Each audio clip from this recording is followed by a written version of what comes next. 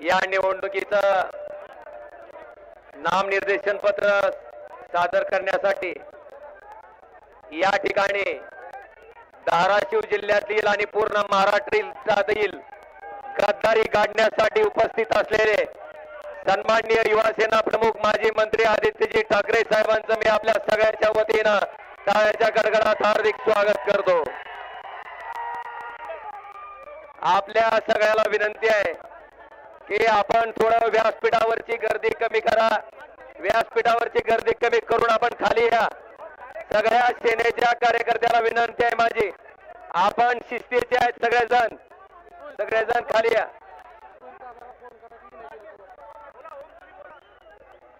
मी आज या ठिकाणी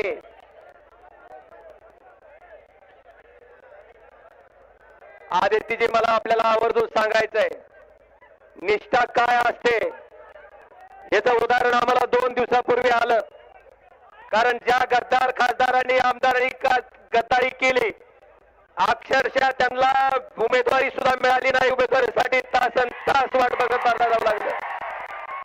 मला वाटतंय आम्ही जे खुद्दार होतो आम्हाला एक चक्कर सुद्धा कुठं मारावी लागली नाही। आदरणीय पक्षप्रमुखांना आमच्या निष्ठेला साथ घालत सर्व खासदारांना उमेदवारी दिली। मला वाटतंय खुद्दारीमध्ये आणि गद्दारी मधला फरक महाराष्ट्रानं बघितलाय। आणि आदित्यजी फेड हितच असते, ज्या दिवस लागत नसते। मला वाटतंय त्या गद्दारांना सुद्धा फेड कालच्या उमेदवारीच्या माध्यमातून मिळाली। आज या ठिकाणी मला आपल्या सर्वांना सांगायचंय की आदित्यजी माझ्या पुढचा जो उमेदवार आहे जे पाटील घराण्याच्या ठिकाणी आहे त्यांनी माझा संपर्क आहे हे मान्य करतात। वरे मान्य का नाही? सगळ्याच्या संपर्कात आहे का नाही? आता ही तुम्हीच नाही पुढची विरोधक मंडळी सुद्धा मान्य करते। उठलं माझ्या फोनवर त्या ठिकाणी बोललं जातंय साहेब आदरणीय शिवसेना प्रमुख बाळासाहेबांनी जे आम्हाला वचन दिलं होतं 80% समाजकारण आणि 20% राजकारण आदित्यजी आम्ही त्या वचनाची परिपूर्तता करत कायमस्वरूपी सामान्य माणसाच्या अडचणीसाठी सामान्य माणसाच्या संपर्कात राहायचं काम केलेलं आहे। आज मला त्यांनी कायमस्वरूपी विचारलं जातंय की खासदार साहेब तुम्ही संपर्कात आहेत, तुम्ही सगळ्याचे फोन उचलता, तुम्ही सगळ्या गावांना भेटी देता, तुम्ही सामान्य लोकांच्या अडचणी सोडवता, पण तुम्ही आम्हाला 5 ठळक कामं सांगा असं त्यांचं म्हणणं आहे।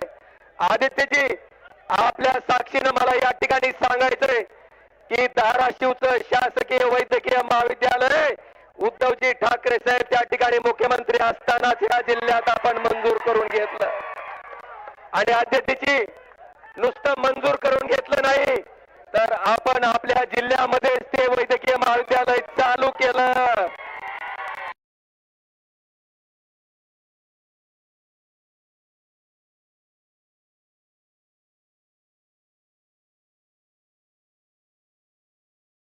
आपण त्यांचं स्वागत करूयात।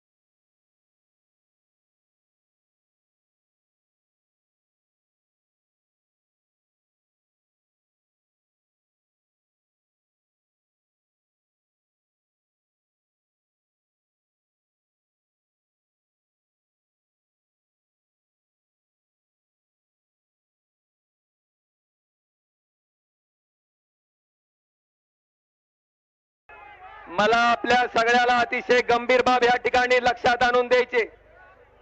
माझ्या पुढचे उमेदवार जे सांगतायत की आम्ही 50 लाख रुपयाचा खर्च करून सामान्य माणसावर इलाज केले, हे सगळं खोट आहे.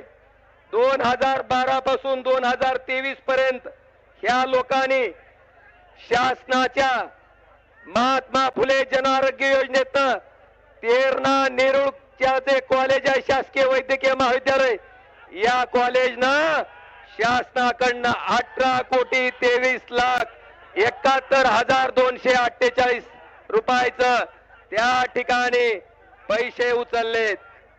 मला या सभेच्या माध्यमातून त्यांना खडा सवाल आहे की ह्याच्यातनं इलाज केलेले प्रत्येक पेशंट या ठिकाणी समोर आणावे आणि दाखवून द्यावं की तुम्ही शासनाच्या तिजोरीवर कशा पद्धतीनं ढल्ला मारलाय, हे सर्वसामान्य लोकांच्या लक्षात आणून द्यावं.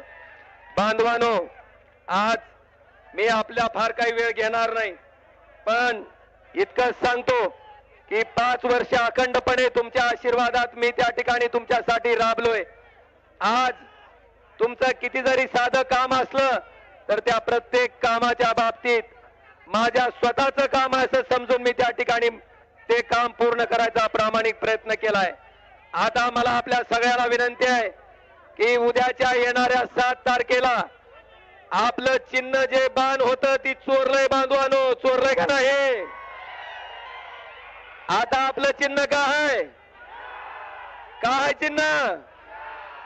मला आपल्या सगळ्याला कळकळीची विनंती करायची आहे, मशाल या चिन्हाच्या पुढचं बटन दाबून महाराष्ट्रात झालेल्या गद्दारीला गाडायचं काम आपण सगळेजण करा, ही कळकळीची विनंती मी आपल्या सर्वांना करतो आणि मी माझी रजा घेतो. धन्यवाद.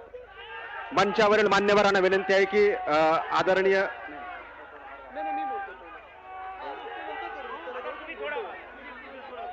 जय महाराष्ट्र. आवाज येतोय का माझा तिथपर्यंत? तुमचं आमचं नातं काय? तुमचं आमचं नातं काय? थोडं इथं तर जरा शांत व्हा.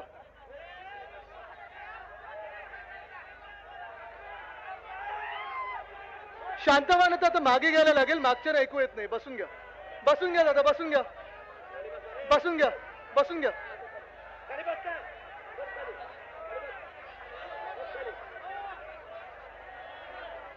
माझी आपल्या सर्वांना विनंती आहे की आजचा प्रचार पाहता, अरे दादा ठीक आहे, बांधू नका, मी दिसीन सगळ्यांना. बसा बसा. तो माईक दुसरा आहे का? मी पुढे येतो. आता दिसतोय का दादा? मागे या, थोडं मागे या. पडाल तुम्ही, मागे या. ठीक आहे, आता सगळ्यांनी जरा बसून घ्या, सगळ्यांनी शांत व्हा. आवाज माझा ऐकू येतोय? माझी आपल्या सर्वांना विनंती आहे, उत्साह पाहत आहे मी, जोश पाहत आहे, जल्लोष पाहत आहे, पण 4 जून साठी अजून उत्साह आपला जरा थोडा राखीव ठेवा. 4 जूनला पुन्हा एकदा ओमदादांच्या समोर, नावासमोर काय लावणार आहे आपण? खासदार, खासदार ओमदादा. ऊन चढत चाललेला आहे.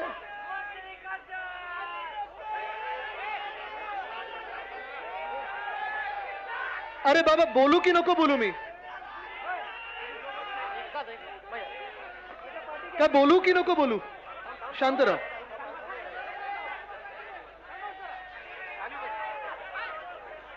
काय बाकीच्यांना नाही तर ऐकूनच जात. आत्ताचं वातावरण मी पाहिलेलं आहे. ओम दादा, मला वाटत नाही आता प्रचार सभेची वगैरे गरज आहे. तुम्ही जिंकलेला आहात आणि हे ठरलेलं आहे. हा जो जोश दिसत आहे, मला जल्लोष दिसत आहे सर्वत्र, एक वेगळाच जोश दिसत आहे. मला वाटतं महाराष्ट्राने पक्का ठरवलेलं आहे की दिल्लीत परिवर्तन घडवायचं आणि आपलं सरकार आणायचं म्हणजे आणायचंच. आज प्रत्येक जण ज्याला या देशाबद्दल प्रेम आहे, ज्याला डॉक्टर बाबासाहेब आंबेडकरांनी जे संविधान लिहिले त्याच्याबद्दल प्रेम आहे,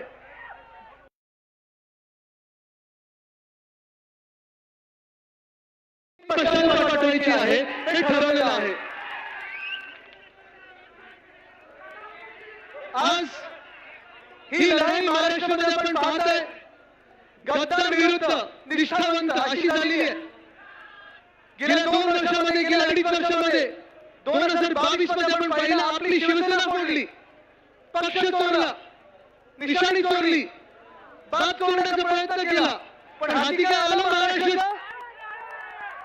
2023 साली राष्ट्रवादी काँग्रेस फोडली, परिवार फोडला, पवार परिवारात फूट आणली, सरकार स्थापन केलं, आलं त्यांच्या काही हातात.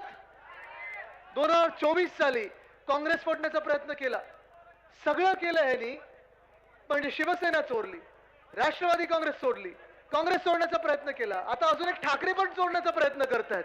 पण आज तुम्हाला सांगतो, या महाराष्ट्रात भाजपला स्थान मिळणार नाही म्हणजे नाही. जो उद्धव बाळासाहेब ठाकरे ह्या व्यक्तीने नारा दिलाय, दिल्लीमधून दिलेला नारा आहे, अब की बार भाजपा तडीपार, हा नारा महाराष्ट्रात काय देशभरात सगळ्या राज्यात दिसायला लागलेला आहे.